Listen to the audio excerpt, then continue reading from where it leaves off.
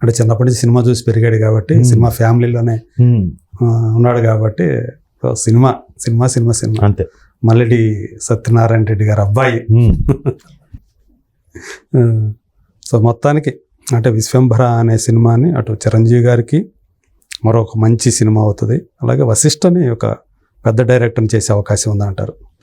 చేసే అవకాశం కాదు, ఆల్రెడీ అయిపోయాడు. ఓకే, ఆల్రెడీ పెద్ద డైరెక్టరే కదా.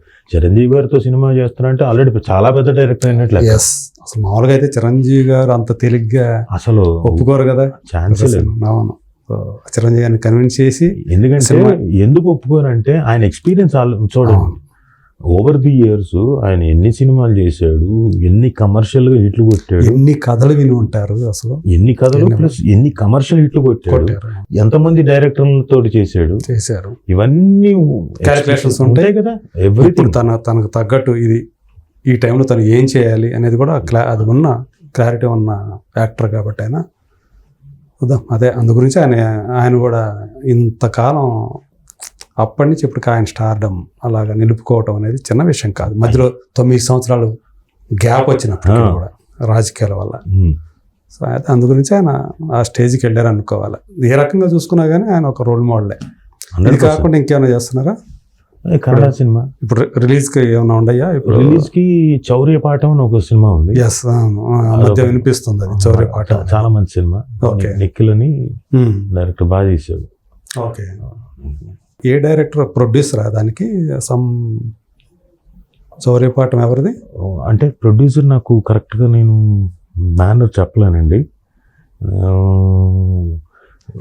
ఎవరో దాని గురించి ఈ మధ్య ఒక లైన్ ఏదో రాసినట్టు గుర్తుంది, ఎక్కడ ట్విట్టర్లోనే ఎక్కడో చౌర్యపాఠం గురించి ఎవరనేది జ్ఞాపకం రావట్లేదు నాకు.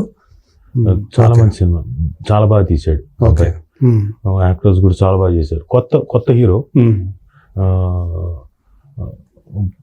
We have done good job. రిలీజ్కి దగ్గరలో ఉంది, అదొకటి ఉంది. మిగతా ఇప్పుడు నేను ఇవి 2 సినిమాలు కాకుండా బ్రహ్మానందం గారి అబ్బాయి హీరోగా చేస్తున్నాను, గౌతమ్. ఓకే, రాజా గౌతమ్ది. అలాగే సుమంత్ గారు హీరోగా అదొక సినిమా, వారాహి అదొకటి. ఓకే, ఇవి ప్రస్తుతం రన్నింగ్ లో ఉండే సినిమాలు. రైట్. నెక్స్ట్ మంత్ నుంచి మళ్ళీ ఇంకా కొత్త సినిమాలు కమిట్ అవ్వాలి నేను. ఓకే, ఎందుకంటే ఇప్పుడు ఈ నెల అయిన తర్వాత కానీ ఏవి మొదలు పెట్టరు. 3 ఏదో అంటారుగా, ఆషాఢం, జూలై ఎండ్ వరకు. ఆషాఢం కదా, శ్రావణ మాసం వచ్చిన తర్వాత మళ్ళీ మొదలవుతాయి. అప్పుడు మాట్లాడి, అంటే జయంతి అమావాస్య ఏదో ఉంది అనుకుంటా, అది అయిపోయిన తర్వాత 4th తర్వాత అనుకుంటా ఇక మళ్ళీ ఇంకా తర్వాత నుంచి మొదలవుతాయి. ఎస్. సో ఇప్పుడు జూలై 30వ తేదీ దేవదాస్ కనకాల గారి జయంతి. అంటే కేవలం ఆయన నటుడు మాత్రమే కాదు, ఇందాక నేను చెప్పినట్టు ఎంతోమంది నటుల్ని తయారు చేశాడు ఆయన.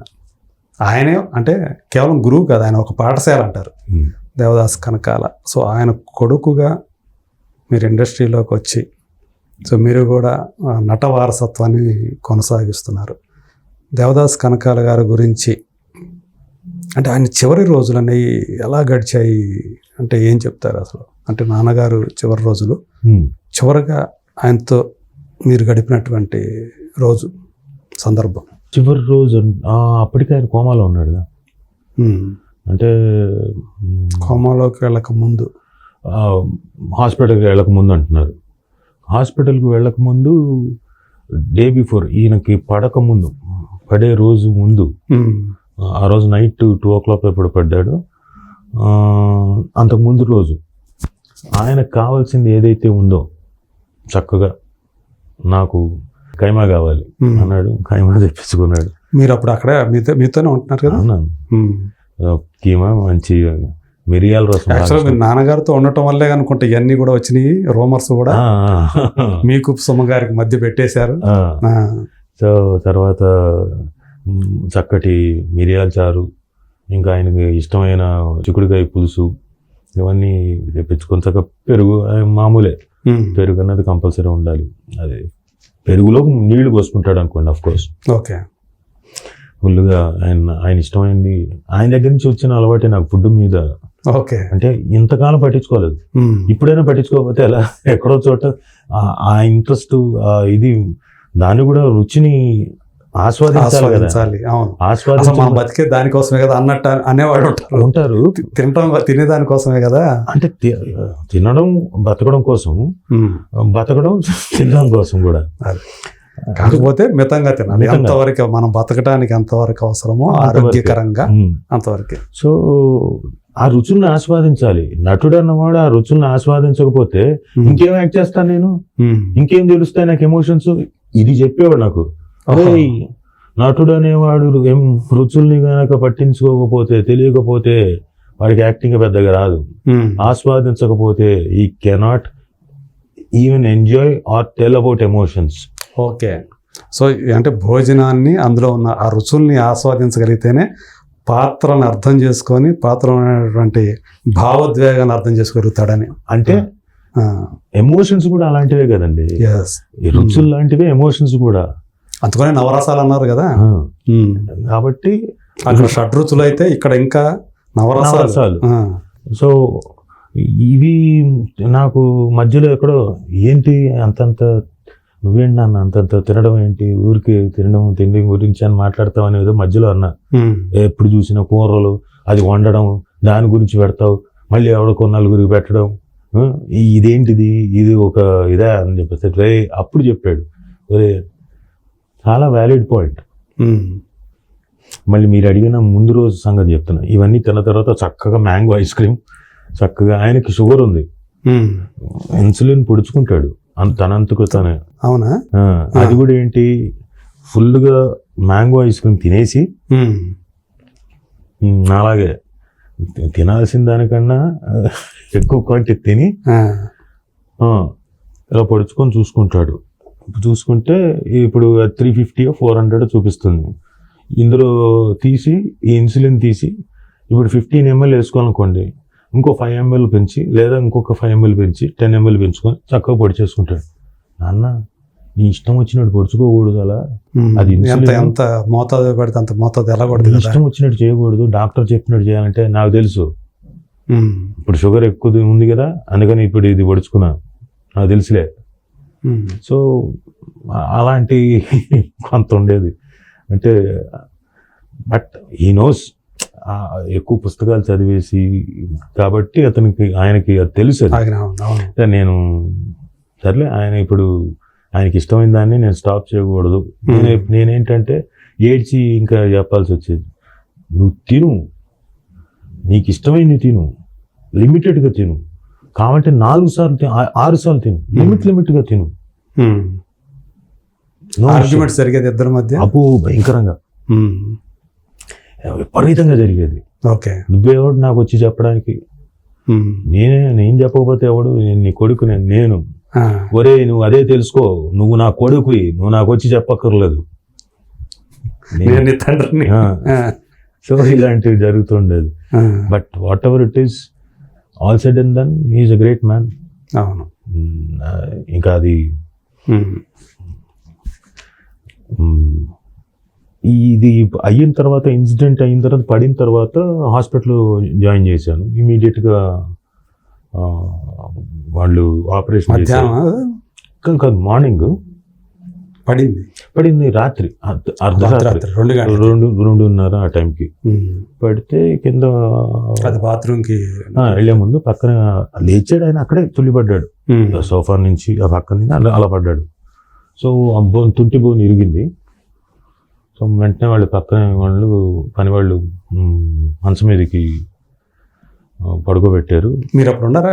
ఉన్నా, పై రూమ్ లో ఉన్నాను. వీళ్ళు నన్ను వచ్చి లేపలేదు, వద్దన్నా అంటే ఏం పర్లేదు, చిన్నది ఏదో ఉంటుంది కొంచెం. ఈయనకి మామూలుగా మసాజ్ చేసుకునే అలవాటు, ఇలాంటివి ఏమైనా ఉంటే అసలు అలా ఆయనకి చేసేసుకుంటాడు. అంటే ఆయనకి కాదు, ఉన్నాడు పని అతను చేస్తాడు, కాలు మసాజ్ చేయడం అని. యూజువల్గా అలాంటిది అనుకుని ఆయన ఏం పర్లేదు అన్నాడు. తెల్లారేసరికి ఆయన నొప్పి ఎక్కువైంది. ఓకే, 6 o'clock వచ్చి లేపారు నన్ను. సార్ ఇలా సార్కి కింద పడ్డారా అని చెప్పేసి పరిగెత్తుకుంటూ వెళ్ళి ఏంటన్నా పడ్డాను అన్నాను. సరే మసాజ్ వాడిని ఏమైనా పిలిపించినా అన్నా. అలా కాదు, ఏదో కొంచెం డాక్టర్ దగ్గరికి అన్నా. ఫస్ట్ టైం అలా అన్నాడు. మామూలుగా అయితే పర్లేదు పట్టించుకోడు. అమ్మ అని చెప్పేసి ఇంకా వెంటనే నేను ఫిజియోథెరపిస్ట్ ఒక ఫ్రెండ్ ఒక ఆయన ఉంటే భాస్కరన్ గారు అని ఆయన పిలిపించి చూస్తే ఇది ఒకసారి హాస్పిటల్కి వెళ్ళాల్సింది ఇక్కడ కాదు అంటే సరే హాస్పిటల్కి ఫ్రాక్చర్ అయిందని ఆయనకి తెలిసింది. బట్ ఎక్స్రే మళ్ళీ డౌట్ ఉండకూడదు కంపల్సరీ అంటే సరే అని తీసుకెళ్ళి హాస్పిటల్లో జాయిన్ చేస్తే ఫ్రాక్చర్ వెంటనే ఇమీడియట్గా ఆపరేషన్ చేయించాం. అంతా ఓకే. 3 daysకి ఇంటికి వచ్చారు. అంతా ఇల్లు కూడా ఆల్మోస్ట్ ఆల్ హాస్పిటల్ తయారు చేసుకున్నా. జూలైలోనే కదా జరిగింది ఇది.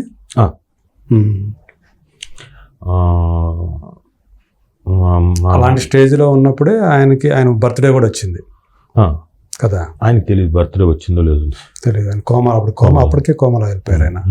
ఓకే సరే ఇంకా మళ్ళీ ఇంటికి వచ్చిన తర్వాత మళ్ళీ అపరమార్క స్థితిలోకి వెళ్ళిపోయాడు. బికాస్ ఆర్గాన్స్ ఒక్కొక్కటి షుగరు అవన్నీ ఉన్నాయి కదా, లివరు, కిడ్నీ, ఇంకోటి అలా మల్టిపుల్ ఆర్గాన్స్ ఫెయిల్యూర్. ఓకే ఐసీసీయూలోకి మళ్ళీ వెంటనే అడ్మిట్. హెవీ డోసేజ్ ఉంటుంది కదా యాంటీబయాటిక్స్, ఇంకోటి మనిషిని లిటరల్గా రోజుకి 40 సార్లు షుగర్ టెస్ట్లు, అన్ని రకాలుగా మనిషిని పొడవడాలు అంటారు. ఎన్ని ప్రయోగాలు చేయాలి అన్ని ప్రయోగాలు అన్నీ ఆయనకి తెలియదు. 8th నుంచి 16 వరకు ఆయనకి తెలియదు. అంటే తిండి లేదు, ఓన్లీ సెలైన్ ద్వారా వెళ్తున్న ఫుడ్ వాట్ ఎవర్ అది ఆయనకి ఏమీ తెలియదు. ఓకే ఎందుకంటే ఇదంతా మత్తులోనే ఉన్నాడు. 17వ తారీఖు మాత్రం చాలా చాలా కాన్షియస్నెస్, చాలా ఫ్రెష్గా వచ్చాడు. జూలై 17 ఫుల్ కాన్షియస్నెస్లోకి వచ్చాడు. ఏ సంవత్సరం ఇది? 2020. అదే అప్పుడే కరోనా ఫస్ట్ అయిపోయింది. ఫస్ట్ అయిపోయి ఇంకా సెకండ్ స్టార్ట్, ఫస్ట్ లాక్డౌన్ అయిపోయింది. అది వెళ్ళాను. అమ్మయ్య ఆయన చాలా ఫ్రెష్గా ఉన్నాడు, బయటపడ్డట్టే అనుకున్నాను. ఏమంటే నాన్న ఇంకోడు నాకు ఒక్కడికి ఐసీసీయూలో పర్మిషన్ 3 గంటలు 4 గంటలు కూర్చోడానికి. నేను రోజు 4 గంటలు అక్కడ కూర్చునేవాడిని. అంటే చూస్తూ అలా కూర్చుని ఉండేవాడిని. అంటే జ్ఞాపకాలు అలా ఆయన చూస్తూ నెమరేసుకుంటూ.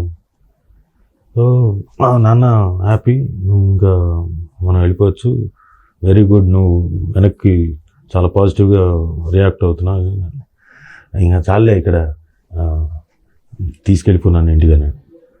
అలా అనకు, వాళ్ళు కృషి చేస్తున్నారు కదా, you will be all right. వాళ్ళు చెప్తే కదా మనం బయటకు వెళ్ళాలి, మనం ఇష్టం వచ్చినట్టు కాదు కదా, you will come out, don't worry అన్నాను. అంటే వద్దులే, ఏమొద్దులే తీసుకెళ్ళాను నేను. మరి ఏమో ఆయనకి తెలిసిందో ఏమో, అంటే కొంత తెలుస్తుంది కదా, it's not worthy to stay అని అలా అనిపించిందేమో. బట్ నేనేమో లేదు, కుదరదు, ఉండాలి అన్నాను. ఆ తర్వాత మరుసటి రోజు మళ్ళీ అప్రమార్క స్థితే. అంతే, ఇంకంతే, ఒక్కరోజే అనమాట. అంతే. ఇంకా 18th నుంచి 3rd వరకు ఇంకా తెలియదు ఆయనకి, ఏమీ తెలియదు. చివరి నిమిషంలో కూడా తెలియదు కదా ఆయనకి. అలాగే చెప్పారు. నాన్నగారు అంటే మీ బాగా, అంటే మామూలుగా శ్రీలక్ష్మి గారు మీ సిస్టర్ బాగా క్లోజ్ కదా, మీరు కూడా అట్లాగే అంతే క్లోజ్నెస్ ఉండేది నాన్నతోటి? నేనే ఎక్కువ క్లోజ్ మా నాన్నతోటి. యాక్చువల్గా తండ్రితోటి ఆడపిల్లలు ఎక్కువ క్లోజ్గా ఉంటారు అనేది ఒక ఇది ఉంటుంది కదా.